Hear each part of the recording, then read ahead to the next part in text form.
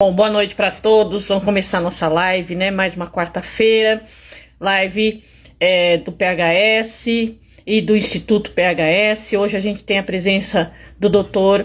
Luciano para falar de um tema super importante, super atual, que é o câncer de próstata, né? A gente está em Novembro Azul e em Novembro Azul a gente tem mesmo que falar sobre esse tema, conscientizar cada vez mais, porque o que a gente vê nos dados é que realmente cada vez mais a gente tem um aumento, né? E as pessoas precisam se conscientizar. A ciência está aí, a ciência está aí para isso. E a gente precisa mesmo usar muito a ciência para nos prevenir mesmo do câncer. Junto comigo também a Juliana, né? Tá entrando já já. Então, vamos conversar bastante sobre isso, esclarecer muito as dúvidas, mandem as perguntas, conversem bastante com a gente, que a gente está aqui para isso, prestar esse serviço mesmo. Então, vamos lá. Vamos começar, né? Tem as solicitações aqui. Juliana já está entrando. Doutor Luciano também. Já estamos com ele, já estão entrando. Espero que corra tudo bem, né? Não sou a Ana. Boa Oi, noite. doutor Luciano, tudo bom? A Ana hoje deixou essa tarefa hoje é minha e da Juliana, mas é um prazer enorme que o senhor seja muito bem-vindo e que a gente possa esclarecer tudo que a gente precisa, né? Porque o que a gente precisa é de informação, não é? O prazer é todo meu, viu? O prazer a gente agradece muito. A gente agradece bastante. É um tema bem difícil, né? Porque os meninos ainda encontram alguma resistência, mesmo com toda a modernidade, não é? Sim. Hoje eu vi você falando aí sobre a questão do câncer. Perdão. Tô vindo de um resfriado. Eu vi você falando sobre o câncer de próstata. Nós vamos voltar lá na infância, onde começa o problema do câncer de próstata. E assim, eu vou contar toda a história, como começa. Sim. Lá atrás, na infância da criança, que faz ela decidir não procurar um médico, não ir atrás de um câncer de próstata. E são informações importantes para quem quer criar filhos. Se você tem filho, o que eu vou falar aqui é fundamental. Quais são os... Bom, desde que idade, né, a gente precisa ter atenção com isso, não é? Qual é a idade que as pessoas devem começar a se preocupar, devem começar a procurar os exames, como é que funciona isso? Bom, oficialmente, o homem a partir dos 50 anos, ele tem que se preocupar com câncer de próstata.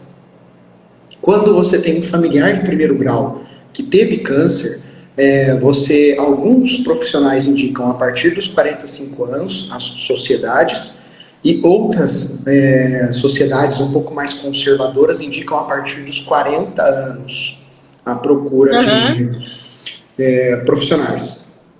Só que o problema do câncer de próstata é um dos problemas masculinos. E ele só mostra quanto que os homens não procuram o auxílio de saúde, não procuram a saúde como um todo. Até eu tô vendo, quem está de participante aqui, se tiver algum homem na família e fala assim, putz, tem meu pai, meu irmão, eles não procuram saúde. Digita eu, só para ter uma ideia, né? Vamos ter uma ideia aí de quantas... A gente ainda está com pouco público, né? Que acabou de começar a live ainda. Homem tem um pouco de resistência em relação a isso, né? Até cultural, na verdade, é meio cultural. Então ele tem resistência a isso. Oi. Eu procurei ajuda, hein? Bom, vamos lá. Então, vamos lá. Vou passar algumas estatísticas. Só para começar aqui, vou aquecer um pouco. Homens, prestem atenção. Mães, muita atenção. Estatisticamente, os homens se suicidam, cometem mais suicídio. Matam e morrem mais. 40% dos homens na idade fértil têm disfunção erétil e não falam para ninguém. 40%. É muita coisa. Nossa, é muita coisa. É muita coisa, muita coisa. Se um homem sofre abuso sexual, a média para um homem contar que sofreu um abuso são 20 anos. Para ele contar pela primeira vez que ele sofreu um abuso. Como é cultural mesmo, né? Muito, muito cultural. E somente 3 em cada 10 homens conversam sobre as próprias dúvidas e medos ligados à saúde, a casamento, a coisas assim. Falam sobre qualquer tipo de dúvida ou medo ao longo da vida. Então, para você ter ideia de que 70% dos homens não conversam assuntos triviais do dia a dia. E onde começa isso tudo? Ah lá, tá pedindo para tentar adicioná-la. Já tentei, não estou conseguindo. Isso tudo. Eu clico aqui, ela não entra. Não consegue entrar, né? Não. Isso tudo começa lá na educação masculina. Tá? Não sei se tem alguém aqui que é da área da psicologia. Eu gosto muito da questão de programação neurolinguística, gosto muito de estudar um pouco disso. E até os 7 anos, nós formamos grande parte do nosso caráter, nossos valores e nossas crenças pessoais. E sempre, até essa idade, muitas coisas que a gente herda na educação, a gente leva para o resto da vida. Então, alguns assuntos como papo de homem, né? Vamos levar aqui um papo de homem, nós dois. E aí, quando o pai chama o filho, é para dar uma bronca no filho, às vezes para falar de algo que ele errou, ou se não, para falar de algo que é ligado à pornografia masculina. Então isso começa às vezes cedo demais, tá? Tem uma pesquisa, né, feita no Brasil, mostrando que numa creche, quando tem meninos que estão sujo mesmo, encatarrado, né? Se tem uma menina, sempre a menina é limpa primeiro e depois fica o menino. E se for um menino negro, ele é limpo por último. Olha só, isso é uma estatística. Não tem cabimento, né? Então, os nossos educadores consideram isso normal. Perceba, eu estou falando só de alguns aspectos. Fora que a gente aprende... Que a gente torce para que esteja mudando, né? A gente torce para que isso esteja mudando, porque precisa. Mas sabe que é difícil mudar. Sabe por quê? Porque envolve muita coisa da cultura. Você tem que estar atento. Para você mudar, a primeira coisa, você tem que ter atenção naquilo que você está fazendo. Eu, como pai, hoje, eu começo a ver um tanto de coisa que eu estou aprendendo com os meus filhos. Eu falo que, assim, na verdade, eles são meus pais, porque eu estou mais aprendendo com eles do que ensinando. Que é muito interessante. Por exemplo, outro dia eu estava conversando com meu filho e ele falou assim: pai, fulano chorou igual menina. Aí eu fiquei pensando, onde ele aprendeu isso, né? Meu filho, mas como assim chorar igual menina? Não, chorou gritando, berrando, tal. Onde você viu que as pessoas choram igual menina? Eu não sei de onde veio isso, se veio de algum amigo, de algum desenho, né, alguma coisa. A gente hoje coloca muito pouco, meus filhos, eles têm 1 hora de TV só por dia, e antes de dormir é perto de nós. Às vezes, um desenho falou algo que eu não vi. Então, nessas horas você tem que estar atento, mas poderia ter deixado passar. Percebe? É uma coisa assim que... E aí começa aquela questão cultural. Tipo, eu falei assim, filho, mas homem chora? Aí ele, homem chora, pai. Eu fiquei pelo menos um pouco mais tranquilo, né? Porque outra coisa que é um problema na educação é o que o homem não chora. É verdade. Sim. Isso é reproduzido o tempo todo, isso não é coisa de homem, homem não chora, e aí vai se reproduzindo em todas as áreas, inclusive na medicina, né? Porque exame não é coisa de homem, né? Homem valente não faz nenhum tipo de exame, porque homem que é homem não vai ao médico, né? Tem todo esse... Não, e é engraçado, né? Porque eu já vi uma vez uma pessoa que foi tomar uma injeção, um profissional de saúde, tá? Não vou dar dados, porque vai que alguém associa, né? E aí o outro profissional que foi aplicar, né? Ele chegou perto com a injeção e a pessoa que ia tomar a injeção começou a ficar tenso e tal. Aí ele percebeu e falou assim, seja homem. Quer dizer, percebe? Ali você já vê que tem essa questão de homem tem que ter coragem, homem tem que enfrentar de frente. E não é bem assim. Não é bem assim. Sim, enfrentar de frente Isso é enfrentar inclusive a doença, né? Enfrentar de frente é enfrentar inclusive a doença. Ir procurar, fazer exame, se tiver alguma coisa, ir atrás, procurar os procedimentos, tem que ser, né?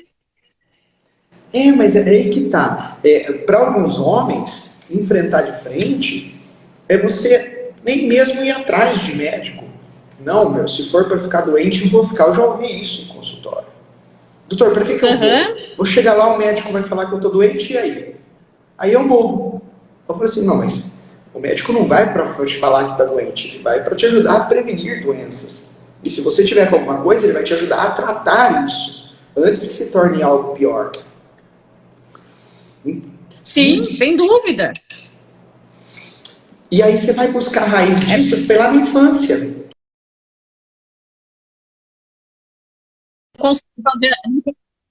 Não consigo fazer ela entrar de jeito nenhum.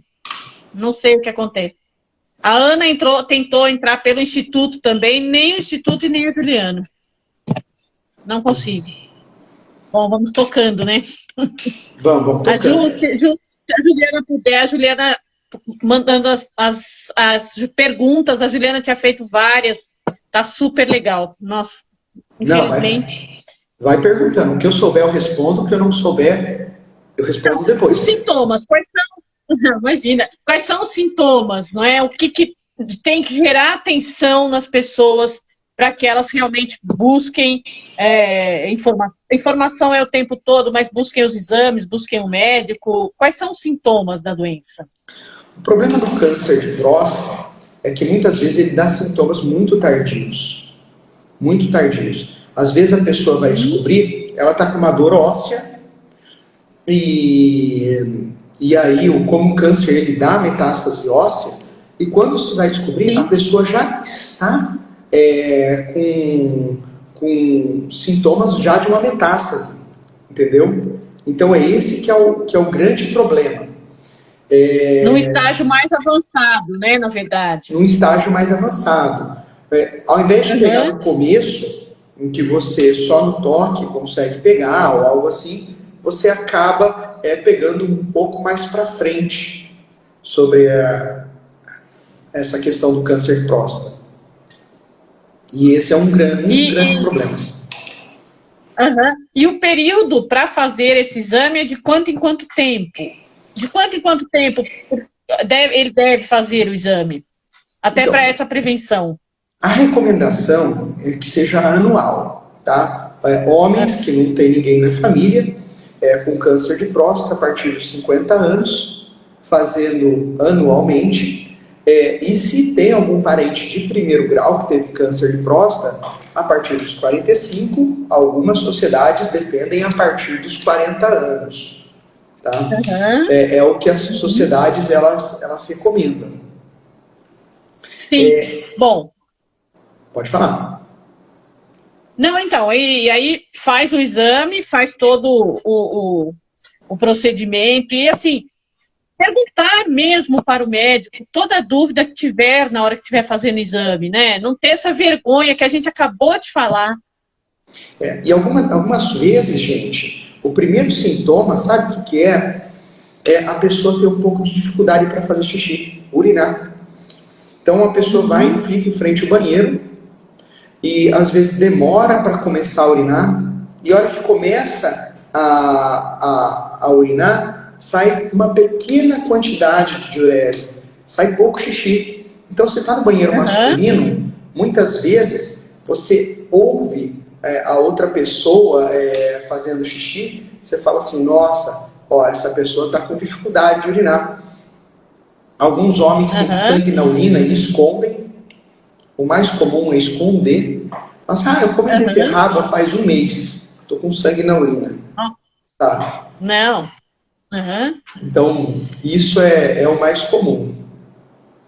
Tá, esse é um sintoma que é um sinal de alerta. Então, assim, tendo esse tipo de sintomas, já procura o médico, já vai atrás.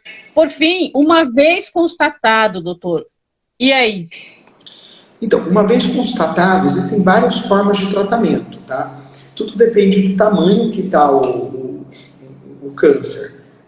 Às vezes, por exemplo, ele não é um câncer tão grande, e aí o fato dele não ser tão grande, você consegue tratar com uma radioterapia que é local, chamada braquiterapia. E isso daí consegue fazer com que você, digamos assim, trate de uma forma definitiva o câncer. Algumas outras formas... Então não precisa morrer de medo, que não é nada tão drástico, né? Porque assim, vamos combinar, eu tô falando com o senhor, mas homem é medroso, hein? Homem se diz valente, mas cada vez que os meninos ficam doentes, eles caem, né? Então, não é tão drástico assim, não precisa ter medo. E assim, realmente assim, a maior parte dos homens, eles não procuram, mas aí envolve também muito essa questão do que eu falei. Envolve muito da questão cultural. A questão cultural masculina é muito grande, a necessidade de status, ser o arrimo da família, de não parar nem para se cuidar. Eu tenho que tomar cuidado, porque eu tive uma educação assim. Então, às vezes, chega um momento em que eu não estava me cuidando, e aí minha esposa, poxa, você ensina prevenção, mas você está acima do peso, né? E eu, uns 3 meses atrás, eu comecei um programa de emagrecimento. Hoje até eu faço esse programa de emagrecimento com outras pessoas, porque eu fiz em mim.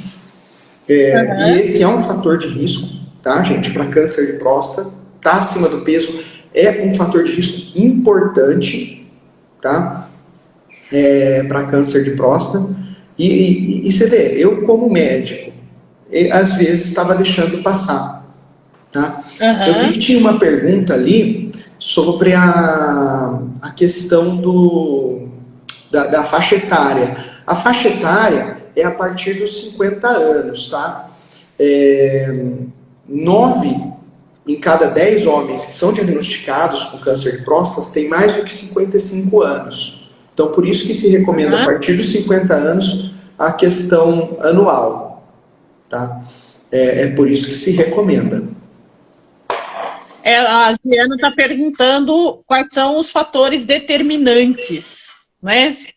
Quais são os fatores determinantes para que haja essa incidência de câncer? Tá. Sim, são os fatores de risco, mais ou menos, né? Bom, uma alimentação irregular... Oi? Isso, exato. Fatores de risco. Uma alimentação irregular. Uma alimentação irregular, ela leva seu corpo a inflamar e produzir os chamados peróxidos, tá? Que são componentes que vão lesionar as células, e lesionando as células, ele causa diversas doenças, dentre elas os tipos de câncer, tá? São os chamados fatores oncogênicos, que facilitam o câncer. Então, tudo que você come que provoca inflamação ou oxidação no seu corpo pode causar isso. O que a gente tem hoje que são oxidantes? O feijão, ele é oxidante. O arroz, ele é oxidante. Olha! Quer dizer que eu tenho que deixar de comer o arroz e o feijão? Não, é só você comer de forma moderada. E é a base da alimentação de muitas pessoas, né? A base mesmo, É né? a base. Você pega, por exemplo, os derivados da soja, eles são... Eu tenho um e-book que eu falo sobre os alimentos que inflamam. Se você me lembrar depois, eu mando esse e-book e vocês deixam disponível aí para entregar para quem estiver interessado. Tá? Ótimo, queremos sim, a gente agradece demais. Então, assim, a alimentação é um fator de risco, a obesidade é um fator de risco para o câncer de próstata, a falta de atividade física, o sedentarismo. Por quê? Existe uma coisa que é a segunda lei da termogênica. Nossa, eu lembrei lá da física, né? Mas isso daí eu uso um pouco para explicar para os pacientes. Se você pegar um pedaço de madeira e deixar caído no chão, um pedaço de árvore, deixa caído no chão, o açúcar, sim, o açúcar é muito oncogênico, muito oncogênico. Assim como o açúcar, o álcool, ele é muito oncogênico, tá? Então, se você deixar uma madeira no chão, o que vai acontecer? Ela vai decompor. A mesma coisa é o ser humano. A pessoa que ficar no controle remoto assistindo televisão, ela também vai decompor em frente à televisão. Então, isso daí também é um fator de risco. Cigarro é fator de risco para o câncer de próstata. E bebida alcoólica é fator de risco para o câncer de próstata.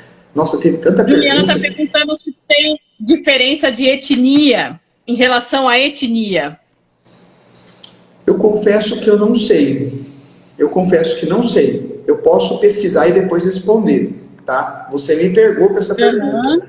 A gente é acostumado na terapia intensiva, né? Tratar pacientes com câncer de próstata, mas é uma pergunta que eu não sei responder, tá? Eu vou anotar aqui, dá licença, pegar, anotar, etnia e câncer de próstata. Eu fiz a pesquisa para os posts do Instituto, né? E você vê isso em alguns sim, em outros não. Tem lugares que traz isso, tem lugares que não trazem isso, entendeu? Então tem essa variação também. Mas eu vou dar uma pesquisada com calma e eu vou passar isso daí, viu? A Juliana está colocando aqui, né, que então as atividades físicas são muito importantes. Sempre, né? Eu vi que ela tinha perguntado do PSA, né? O PSA, ele é um antígeno prostático específico. Esse é o nome que dá. O nome vem em inglês, né? E ele é uma proteína que ele é produzida pela própria próstata, que existe uma quantidade normal. Quando se tem um câncer de próstata, você tem uma hiperatividade, uma produção maior. E por isso que dá essa alteração. Algumas pessoas perguntam, por que eu não posso fazer só o PSA e tenho que fazer o toque? É porque, infelizmente, o PSA ele não vai mostrar quando está muito no comecinho, que tem pequenos nódulos. E esses nódulos, às vezes, quando você biopsia e bem no comecinho você trata, você não precisa nem tirar grande parte da próstata, você só faz a radioterapia local. Juliana, pode ser que não tenha consenso a negócio da etnia, mas eu vou pesquisar mesmo assim, viu? Eu vou atrás, eu converso com o pessoal da sociedade de Uro.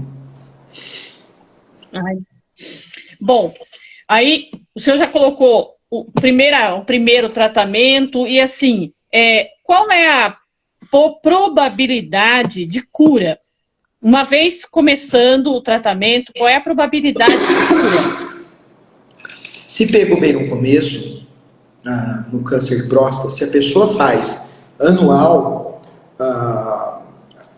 todo esse acompanhamento, a probabilidade de cura ela se torna muito grande. Com a radioterapia, com o tratamento hormonal, tudo isso se torna uma possibilidade muito grande, tá? É importante a gente falar isso também, né? Porque assim, às vezes a pessoa não busca tratamento porque tem medo. até em função de morte mesmo. Às vezes até a palavra traz um peso muito grande para as pessoas. E é legal a gente dizer, né, que existe cura, que a cura é possível, que tem sucesso no tratamento, até para que as pessoas não tenham medo, né, de procurar. E até assim, porque se você procura também no começo, o seu percentual de cura é muito diferente. Eu estou falando assim, se você pegar bem na descoberta, bem precoce, os estudos mostram que você tem 90% de chance de curar. Olha isso, só. Não é? Então... Perguntaram se o fator hereditário. Sim, eu não citei ele como fator de risco, porque ali eu estava citando só os indiretos, mas você tem razão, Max. Um fator importante é o fator hereditário. O fator hereditário, por isso que a pessoa que tem um parente direto com câncer de próstata tem que começar a investigar antes, ou aos 45 ou aos 40 anos, tá? Eu acho que você já tinha até colocado alguma coisa assim, né? Não citando hereditariedade, mas você já tinha colocado que quando tem parentes tem que fazer e tem que ter mais preocupação, e isso a gente já conhece, né? A gente já sabe. Bom, deixa eu te perguntar uma coisa: ligação paciente com o médico é essencial? Eu acho que todo tratamento é essencial. Eu tenho uma filosofia. Hoje as pessoas... A pergunta que eu mais recebo hoje no meu WhatsApp, né, do consultório, por que eu não atendo convênio? Uhum. E eu vou chegar para responder sua pergunta.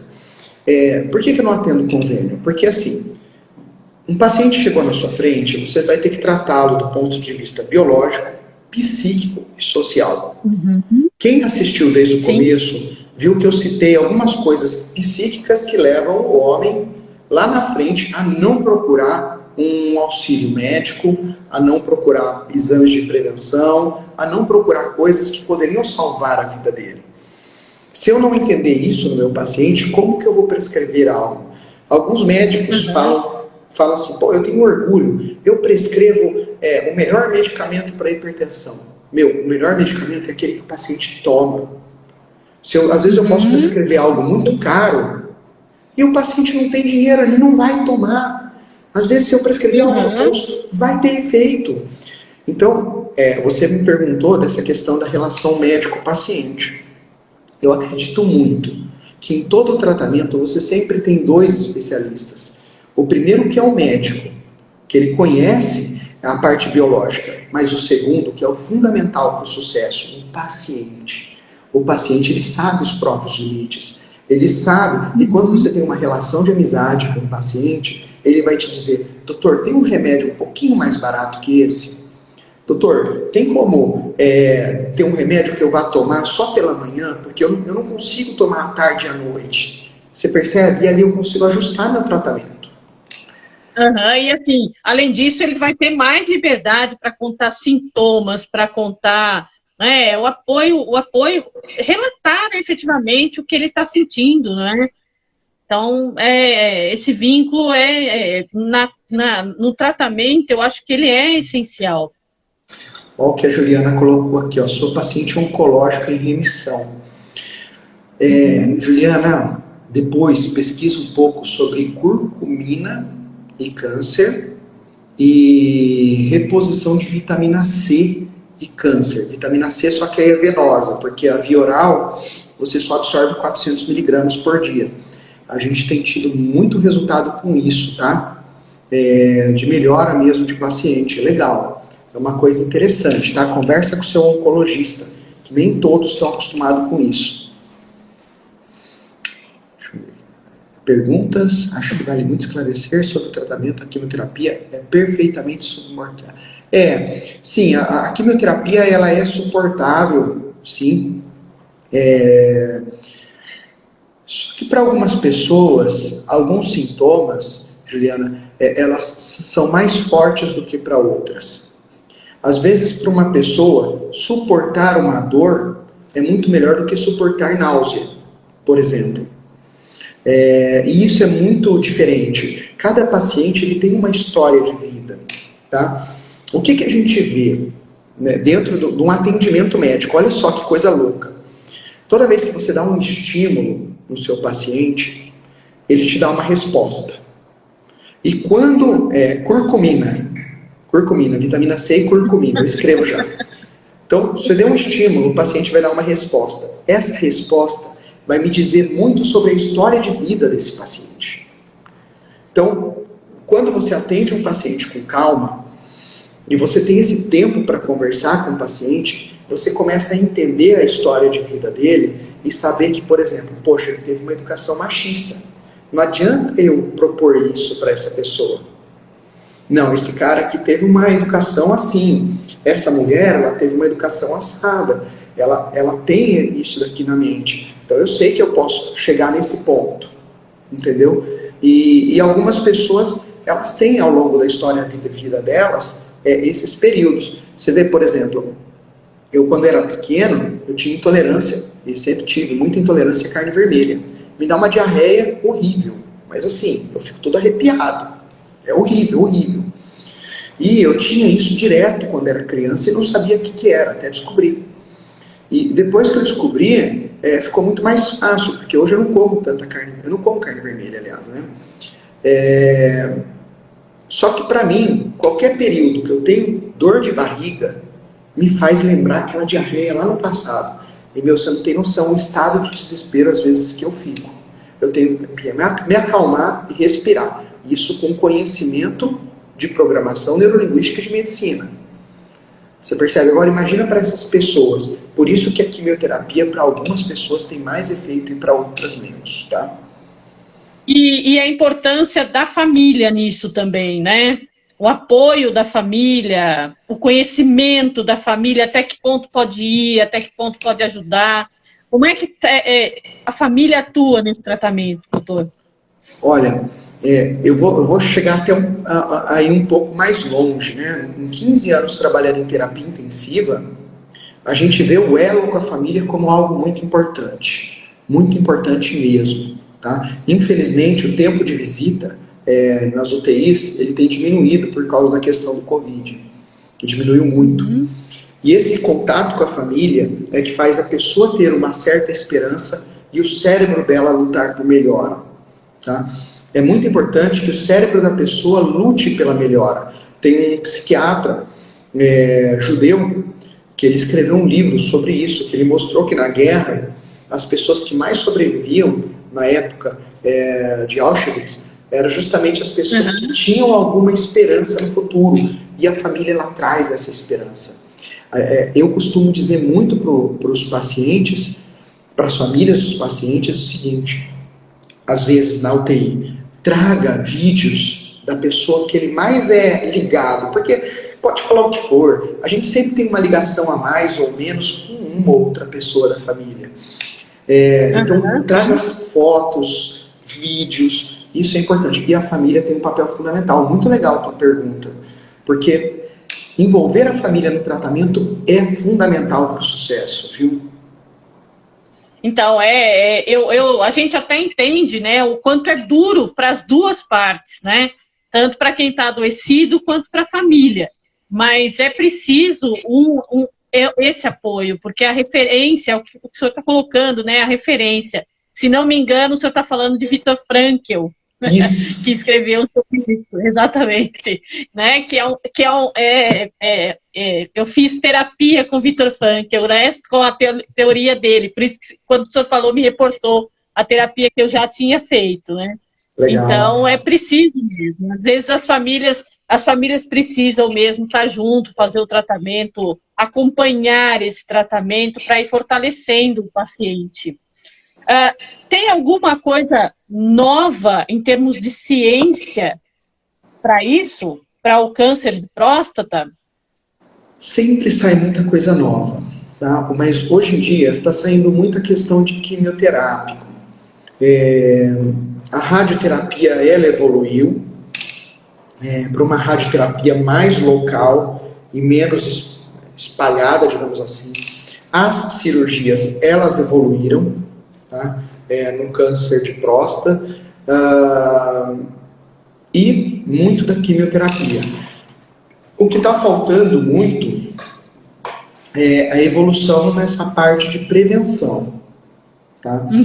Os cuidados de alimentação, isso tudo, infelizmente, é o que mais falta. Mas, infelizmente, isso não é o que vende. Né?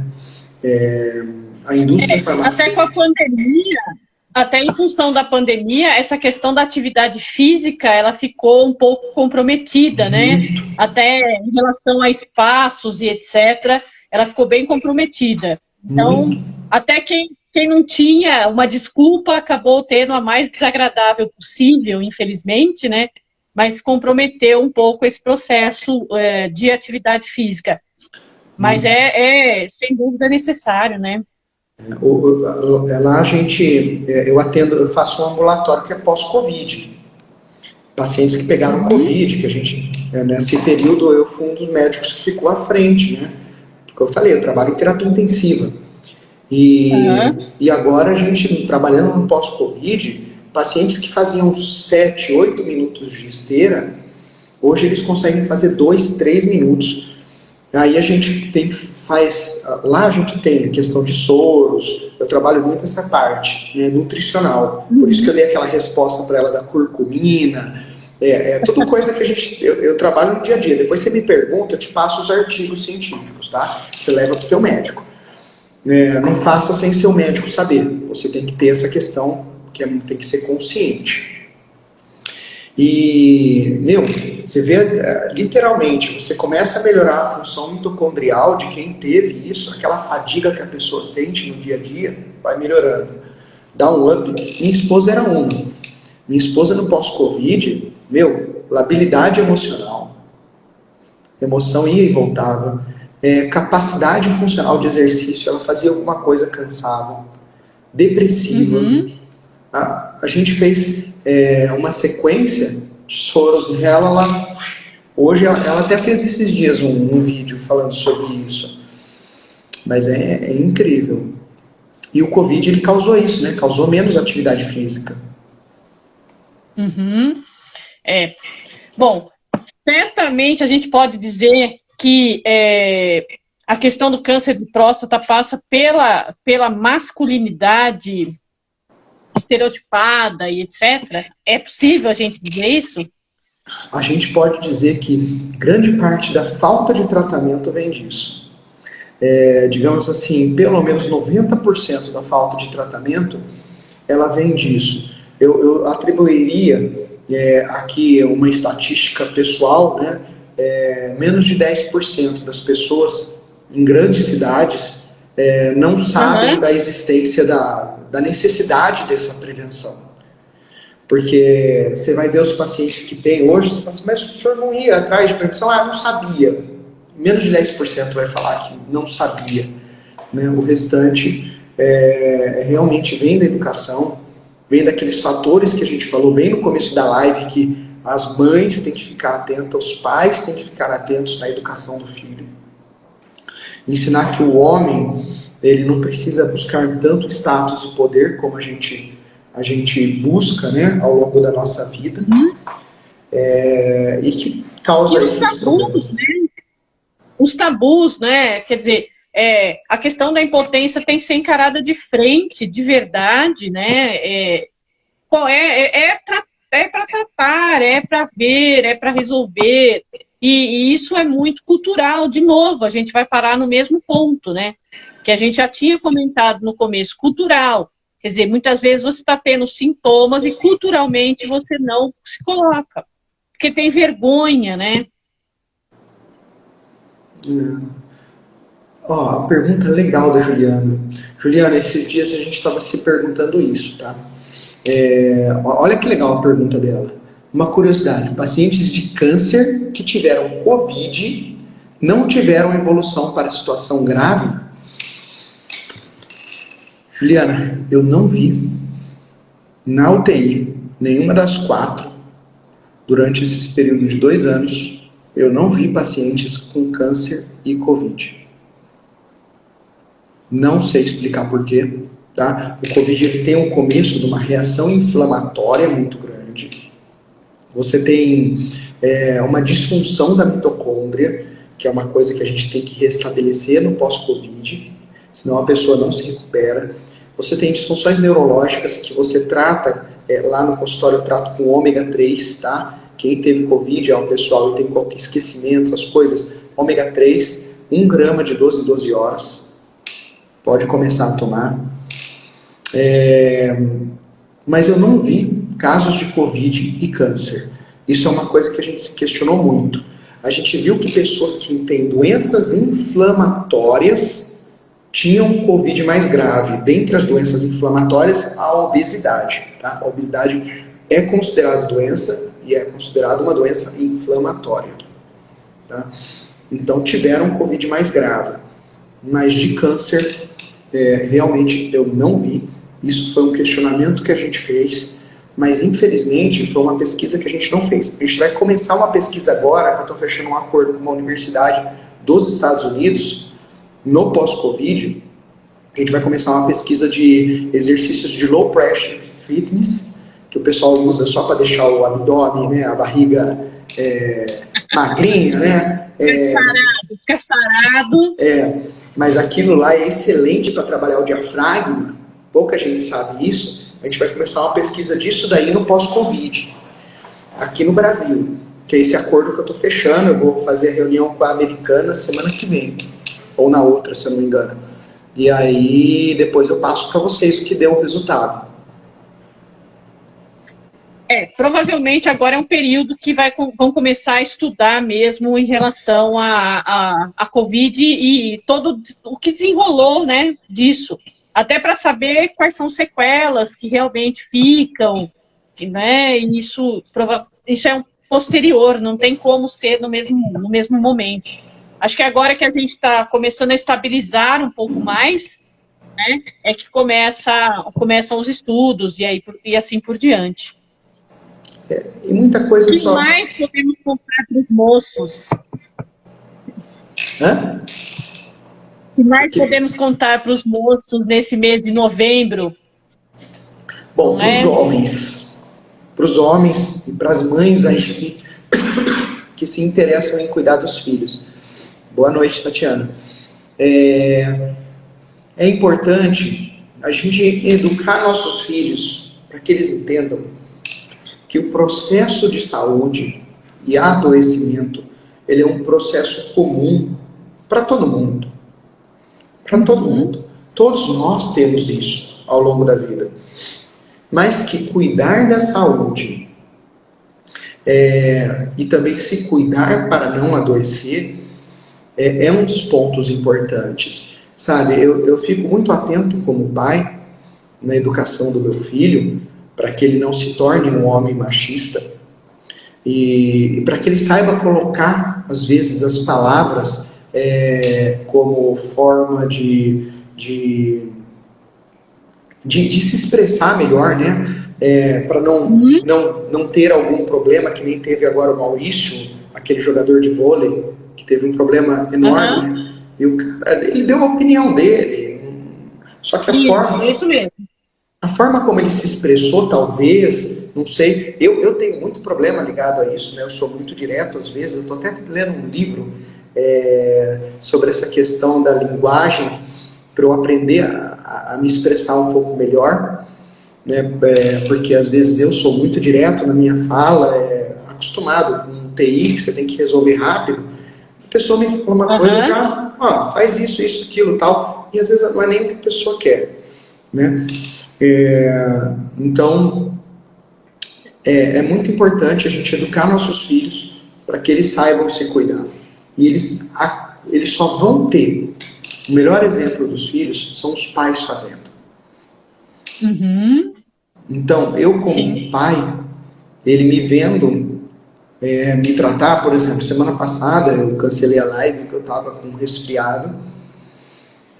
Antes de eu voltar a trabalhar, fiz 2 testes de Covid, tudo negativo. Ainda ficou uma tossezinha residual, mas ele me vê tomando remédio, ele me vê quando eu acordo de manhã. Pai, o que é isso que você está tomando? Estou tomando minhas vitaminas, filho. Isso daqui eu Sim. estou repondo o que eu sei que não tem na minha alimentação.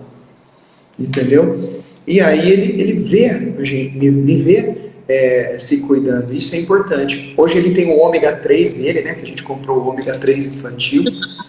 Então ele toma o ômega 3, porque a gente não tem ômega 3 na nossa sociedade, infelizmente. A gente não tem aqui a fonte natural de ômega 3. Ninguém consegue comer um salmão ou um atum fresco aqui. Então eu faço a reposição e ele faz, é muito legal isso. Isso daí é um fator importante. Tá?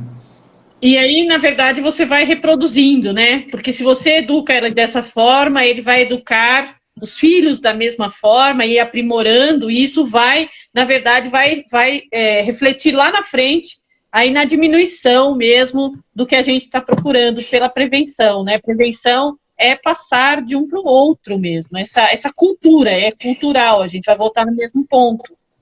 A gente volta no mesmo, da onde a gente começou, né? Mas é bem assim, né? Na verdade, a maior prevenção que tem para o câncer de próstata e para os problemas que a gente encontra hoje na sociedade está na forma como a gente está educando nossos filhos. Não é, às vezes, só se mostrar revoltado porque por isso ou aquilo na sociedade. Não. É literalmente você agir, mostrar para os filhos uma forma de ação de que você age diferente, você faz diferente, você é uma pessoa honesta. E isso é o que faz diferença. E no câncer de próstata também. Juliana está perguntando aqui, né, se um dos medos do tratamento do paciente com câncer de próstata está ligado à disfunção erétil. E como é que pode tranquilizar os pacientes em relação a isso, né? Boa pergunta. Boa pergunta. Realmente esse é um dos medos mais comuns do homem, é ter a disfunção erétil após o tratamento do câncer de próstata. A incidência de câncer, de disfunção erétil pós-câncer de próstata, ela não é tão grande quanto se pensa. Antigamente as cirurgias eram mais radicais, causavam muito mais. Hoje não se tem isso, tá? E eu vou ser sincero com você, só vai ter discussão a pessoa que tem um câncer de próstata muito, mas muito evoluído. Entendeu? Porque aí tem que fazer prostatectomia radical, esvaziamento todo ganglionar, uma cirurgia muito grande. Então, se a pessoa trata no começo, a chance dela ter disfunção ligada a isso, ela é muito pequena. Eu acho que, como todo o tratamento, você tratar precoce é a melhor forma de prevenir. E também esse problema da disfunção. Então, vamos lá, né? Sempre no começo, sempre de início. Então, quanto mais cedo fizer o exame, mais cedo detecta e menos possibilidade de ter essas consequências ele vai ter, né? Então, precisa mesmo fazer essa prevenção. Sim, é fundamental. A Juliana trabalha em creche, né? Ela é diretora de creche, e ela está colocando aqui, né? Que a gente aprende por modelos, né? Que o cuidado com a saúde deve ser um exemplo que a criança vai, a partir dos pais, vai olhando e vai se modelando a partir do exemplo. Perfeito, né? Exatamente o que a gente já tinha conversado. Então, precisa mesmo desse cuidado. E uma outra questão é o autocuidado. Tem gente que acaba... e isso tem muito a ver com a masculinidade também, né? O homem acha que precisa trabalhar, precisa sanar tudo da família, ele esquece dele mesmo. E ao esquecer dele mesmo, ele acaba negligenciando a saúde, e isso, como consequência lá na frente, tem perdas para a família toda, né? Sim, hoje é muito mais incomum, mas na época da faculdade, não que eu seja velho, hein? A gente pegava muito mais comum câncer de pênis. Falta de cuidado, de limpeza mesmo. O homem não se limpa, não lava. E precisa, porque aqueles MEG, principalmente a pessoa que não operou, aquilo tudo é cancerígeno.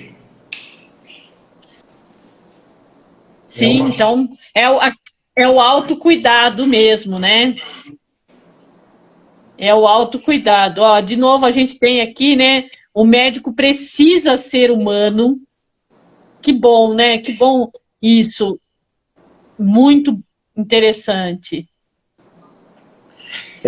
Esse assunto me levou a estudar bem mais a fundo, viu?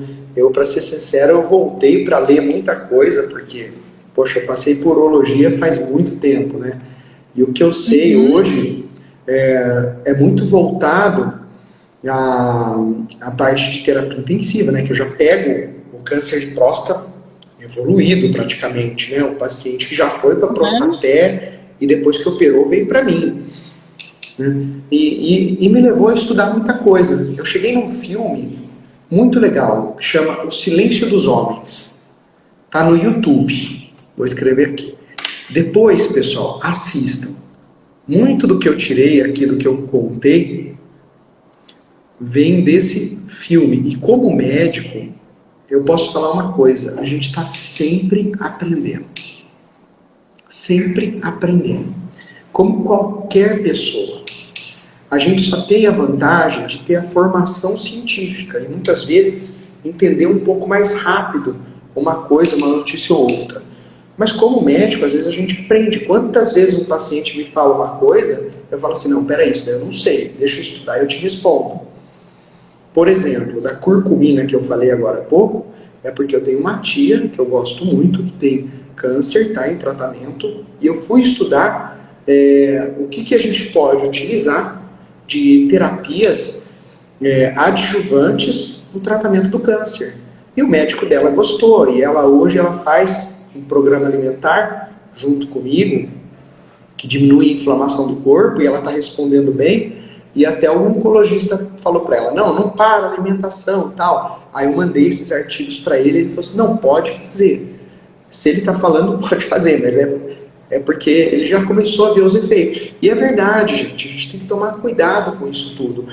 Às vezes, muitas vezes, a gente como médico, a gente tem essa questão de ser cobrado, tem que saber tudo.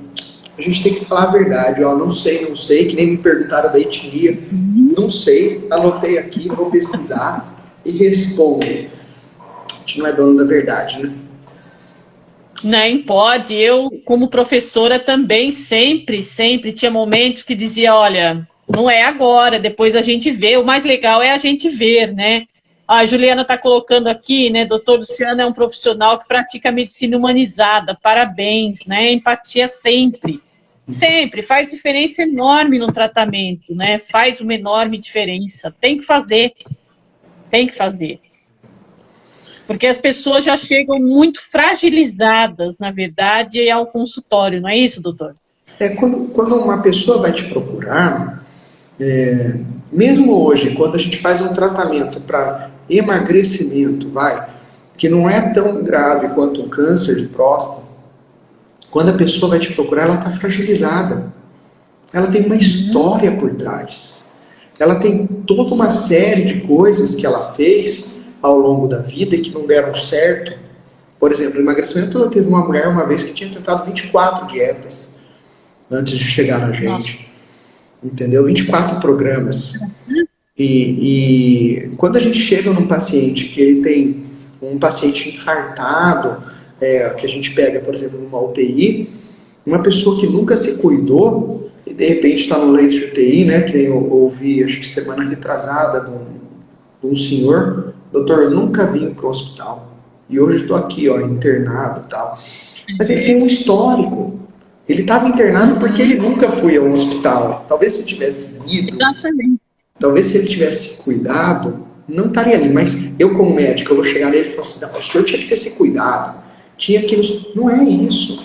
Eu tenho que entender que aquela pessoa ela tem uma história de vida que levou ela a tomar aquelas decisões e que ela tomou as melhores decisões para a vida dela.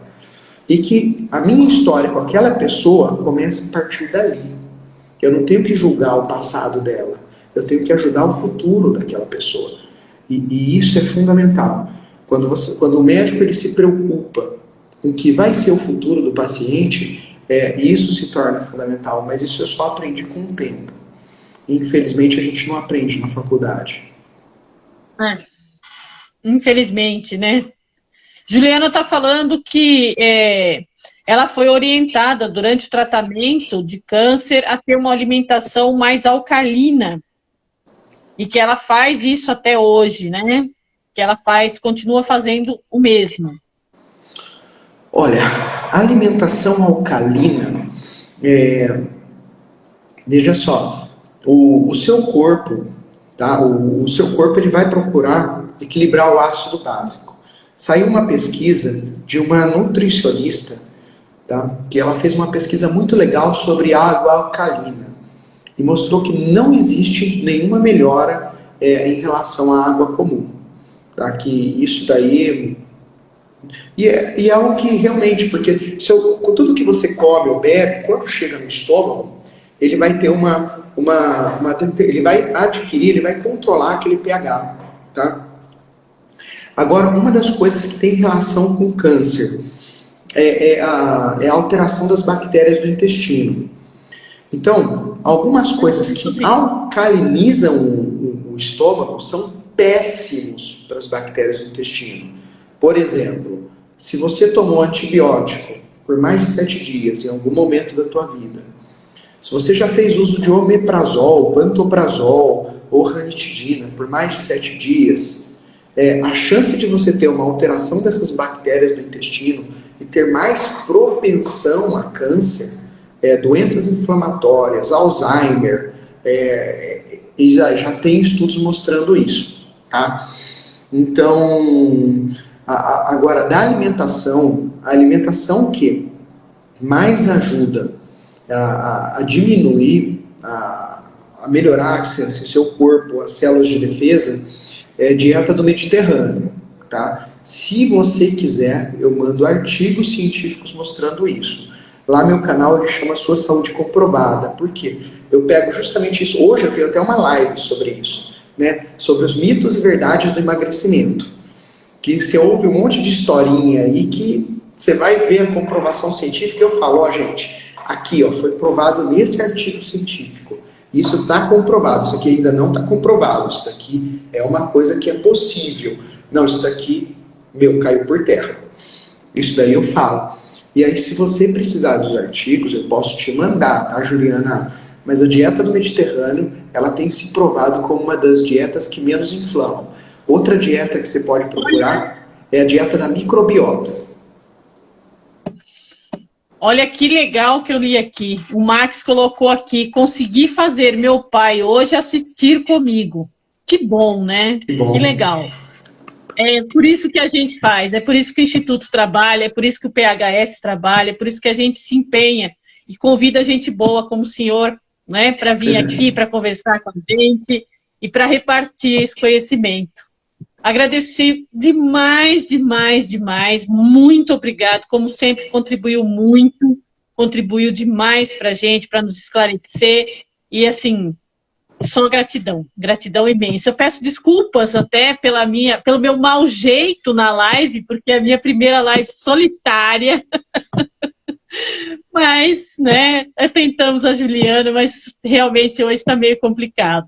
Agradeço demais, demais, demais. Muito. Não, você mandou muito bem, viu? Até conseguiu fazer perguntas que eu não soube responder. Eu vou ter que pesquisar aqui depois. Só isso já mostra que foi ótimo. Eu que agradeço muito o convite, tá? Agradeço mesmo. É muito bom falar de saúde, principalmente com pessoas interessadas em saúde. Isso é fundamental, tá? Agradeço ao Max e as pessoas que estiveram aqui, que trouxeram familiares que amam para poder assistir. Uhum. E fica o convite aí, às 21 horas, daqui a pouco eu também começo outra live, daqui a pouco, só que eu vou estar em casa, eu não vou estar aqui. Tá, joia. Muito, muito obrigada. Obrigado mesmo. A Ana diria que não tem como pagar, né? E ela tá perfeita, ela tá certíssima. Gratidão, imensa gratidão. Obrigado, boa noite a todos. e vamos lá. Boa noite. Tchau, tchau. Tchau, tchau. Obrigada.